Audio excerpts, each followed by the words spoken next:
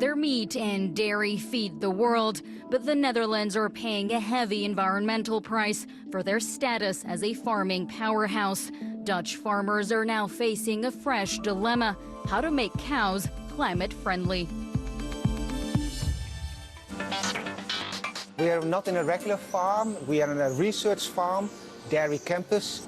My job is to optimize diets of dairy cattle in order to reduce methane emissions. Cows produce methane because the microorganisms that live in the stomach of a cow, they degrade the feed, like the grass or whatever the cow eats. And in that process of degradation, they also produce methane, and that's being released by the cow in its breath. The methane emissions from livestock in the Netherlands is pretty important. It's around 70% of all the methane produced in the Netherlands. We need to help cows to optimize their digestion. What we have in this stable over here is a system which is called the green feed. A cow will go to the green feed because we give a little bit of nice, tasty meal. And while she is with her head in the green feed, we measure the breath of the animals. We know how much methane that cow produces per unit of milk in order to evaluate diets. So if we try to reduce methane in the Netherlands and change the diets of cows, what we could do first of all is to change the grass or grass silage. I think you would go up to 20–25% reductions in methane emissions. If you then add on top of that different feed additives or make other changes in the diet, like adding lipids, you could add another, say, 20%. So in total, we should get to some, say, 40–50% reduction of methane by dairy cattle.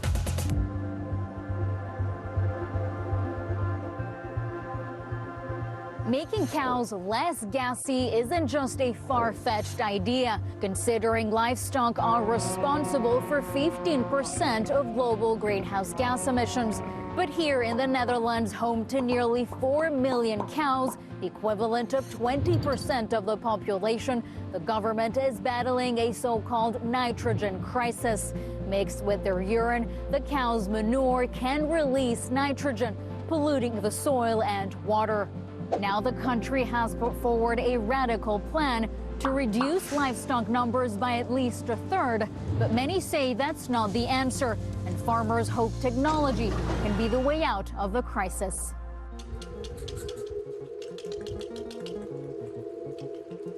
At this location we're testing a unique cow toilet, a system which collects urine directly from the cow.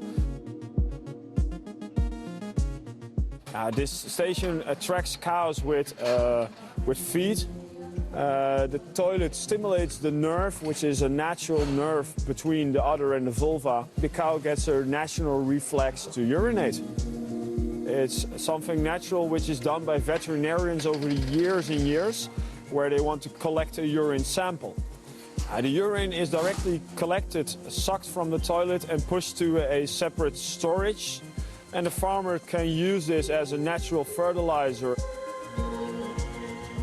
Ammonia occurs when you have phosphate and nitrogen together.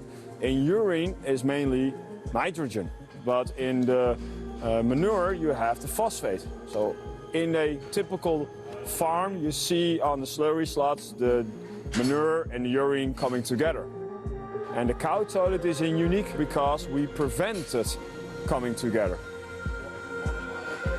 We collect already 15 liters per cow per day. We are now at a 40% reduction of ammonia output. We from Hanskamp don't think that reducing the number of cows is immediately a solution for reducing ammonia output, because we can reach so much more with technique, with innovation.